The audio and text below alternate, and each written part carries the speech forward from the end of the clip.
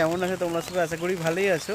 আমরা এই বৃষ্টি ভেজা ওয়েদারে আজকে যেহেতু রথযাত্রা তো চলে এসেছি আমাদের এই বাড়ির, দেখতেই পাচ্ছ গোস্বামী মালিপাড়ায় চৈতন্যদেবের এখানে একটা মন্দির আছে।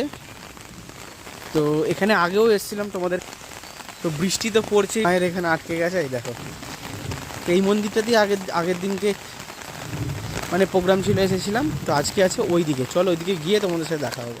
মন্দিরটা ছিল ওই মন্দির থেকে এই মন্দিরে, এটা আগে তোমাদের দেখিয়েছিলাম এই মন্দিরটায়। তো সেখানেই এখন চলে এসেছি, সেখানেই আজকে অনুষ্ঠান।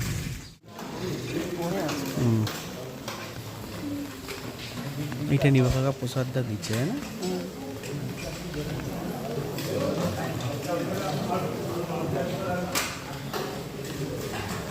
ওটা নিবা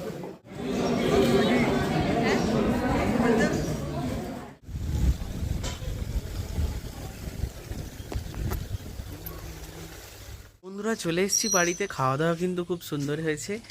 শুক্তো ভাত, মুগের ডাল, পোস্ত, চাটনি, পাঁপড়, পায়েস, মিষ্টি, দারুণ হয়েছে।